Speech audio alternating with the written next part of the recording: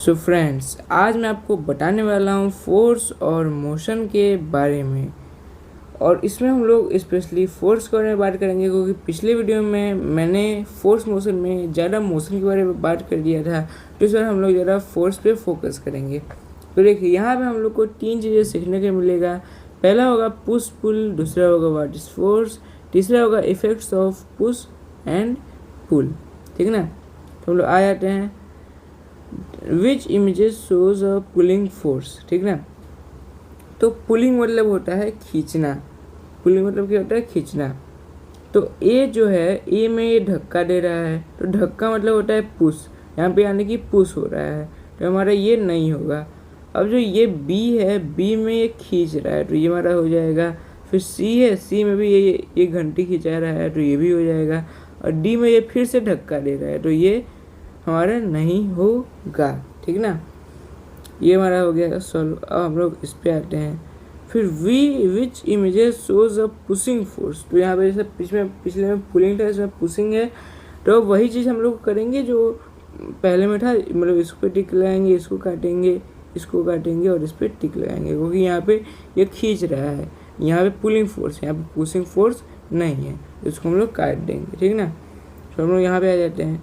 दूसरा है हमारा पुश एंड पुल। अब देखिए, यहाँ पे पुशिंग, पुलिंग, पुलिंग, पुशिंग। तो बेसिकली पुशिंग मतलब होता है खींच, धक्का देना। यहाँ पे देखिए, आप लोग देख सकते हैं दोनों इमेज में धक्का दे रहा है। और पुलिंग मतलब होता है खींचना। यहाँ पे दोनों इमेज में ऊपर से नीचे से खींचा जा रहा है, तो इसको बोलेंगे पुलिंग। ठीक ना। अब learning outcomes. By the end of the lesson, you will be able to recall push and pull as force, describe what force is, explain the effects of push and pull forces on object.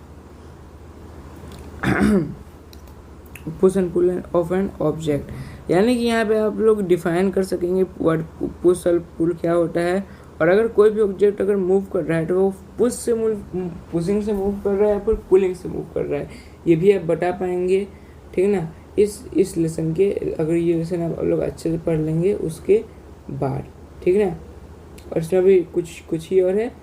अब आगे हम लोग देखते हैं। आगे है हमारा push, to move something away from you, to move something toward you. Toward मतलब होता है खींचना। मतलब अगर आप किसी चीज़ को खींच रहे हैं तो उसको बोलेंगे टुवर्ड, यानी कि पुल।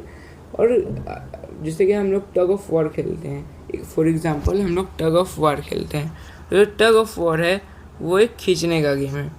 ठीक है, वो खींचा खींची का गेम है। तो टग ऑफ वॉर हम लोग क्या कहेंगे? टग ऑफ वॉर पुल है। ठीक ना। यानी कि यहाँ पे पुलिंग हो रहा है। और वहीं पुश देंगे, अगर हम लोग किसी को धक्का देते हैं, बहुत बार हम लोग, मान लीजिए हम लोग झूला चलते हैं तब भी धक्का देते हैं। हम मतलब एक जन रहता है, वो जो झूला पे बैठा रहता है उसको धक्का देता है, तो उसको हम लोग करते हैं पुशिंग। ठीक है ना। तो ये होता है पुल और पुश। अब फिर what is force? It is push और pull. It can affect the motion of an object, यानी कि ये मोशन को कर सकता है। यानी कि मोशन देखिए बेसिकली क्या होता है, अगर कोई भी बॉडी मूव करता है तो उसे हम लोग क्या करते हैं? उसे हम लोग करते हैं मोशन। ठीक है ना।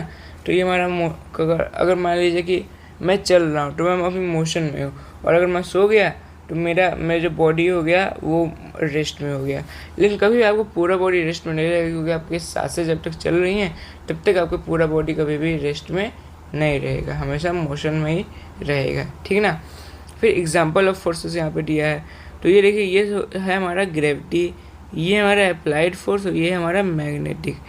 और देखिए ग्रेविटी क्या होता है, अगर आप लोग एप्पल को अगर आप बहुत तेज से नीचे फेंकेंगे तो फिर वो बाउंस करेगा ऊपर की ओर। तो जो नीचे से ऊपर की ओर जो बाउंस कर रहा है उसको हम लोग कहेंगे ग्रेविटी। ठीक। फिर अप्लाइड फोर्स, यानी कि कोई पुश और पुल, जैसे यहाँ पे पुशिंग हो रहा है, अगर कोई चीज़ खींचते भी तो उसको भी अप्लाइड फोर्स करते हैं। यानी कि जो हम लोग खुद से लगाते हैं उसे हम लोग कहते हैं अप्लाइड फोर्स। और फिर मैग्नेटिक फोर्स मतलब वही चुंबक वाला फोर्स आपका जो होता है मैग्नेट से, जो होता है मैग्नेट और आयरन का, उसे हम लोग कहते हैं मैग्नेटिक फोर्स। ठीक है। देखिए एक और डायग्राम है। Will the force by the goalkeeper move, stop और चेंज द बॉल्स डायरेक्शन। तो देखिए गोल, यहाँ पे अगर उसको कैच कर लेगा, अगर जो will the force by the goalkeeper move, stop, और तो बॉल का डायरेक्शन जो होगा वो इसके हाथ के ऊपर निर्भर करता है।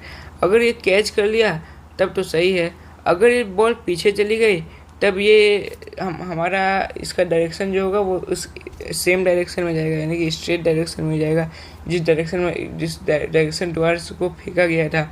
लेकिन अगर इसके हाथ से टच लग के अगर बाउंस बैक करता है तो वो हमारा हो जाएगा बाउंस बैक फोर्स, मतलब क्या हो जाएगा, ग्रेविटी फोर्स। फिर अगर मान लीजिए अगर ये इसको पकड़ लेता है, अगर रेस्ट में आ जाता है ये मोशन से, तो इसको ये हमारा स्टॉप हो जाएगा। तो यहाँ पे चारों चीज़ हो सकती है, ठीक ना।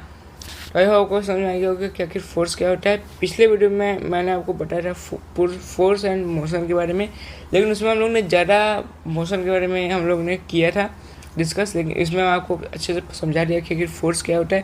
लेकिन फोर्स बहुत ईजी चीज़ होता है, इसका कुछ ज़्यादा वो भी नहीं होता है, क्योंकि बहुत कम फोर्स होता है, फ्रिक्शनल फोर्स होता है। बहुत ईजी चैप्टर है फोर्स वाला हमारा, इसलिए ये छोटे से वीडियो में कवर भी हो गया।